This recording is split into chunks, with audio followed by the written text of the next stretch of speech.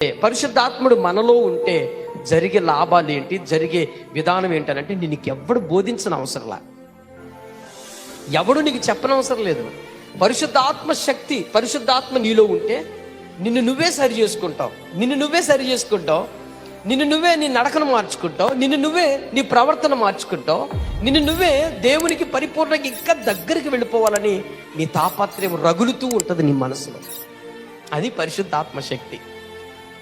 దేవుని మీద నీకు బోర్ ఉండదు, దేవుని మందిరం మీద నీకు బోర్ ఉండదు, దేవుని సహవాసం నీకు బోర్ ఉండదు, విసుగుదల ఉండదు, నీకు చిరాకు ఉండదు, నీకు టైంతో పనే ఉండదు. దేవుని మందిరం ఇంకెప్పుడు గడుపుదాం, ఇంకెంత గడుపుదాం, ఇంకెంత ప్రార్థన చేద్దాం, ఇంకెంతగా దేవుని సన్నిధిలో ఉందామనే తపన రేపుతో ఉంటుంది నీ మనసు.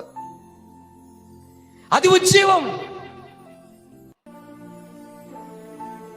ఇక నీకేది గుర్తుకు రాదు, ఇంకా నీకు ఆకలి గుర్తుకు రాదు, తాగే నీరు గుర్తుకు రాదు, నీకే పనులు గుర్తుకు రావు. నీ మనసు అంతా, నీ కాన్సన్ట్రేషన్ అంతా, నీ మైండ్ అంతా దేని మీద ఉంటుందో తెలుసా? దేవుని కొరకే ఉంటుంది నీ తపన. ఉజ్జీవము నిన్ను నువ్వు సమర్పించుకుని ప్రభువుకి అర్పించుకుంటే, పరిశుద్ధాత్మ నీ మీదకి వస్తే నీ ఉజ్జీవంగా నువ్వు రగిలిపోతావు. ప్రపంచానికి ఒక లైట్ హౌస్లో కనబడతావు, ఒక గొప్ప వెలుగుగా నువ్వు కనబడతావు ప్రపంచానికి.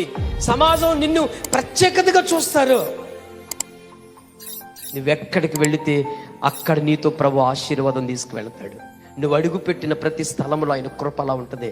దయ్యాలు నిన్ను చూసి పారిపోతాయి, చీకటి శక్తులు గడగడగడగను వణికిపోతాయి.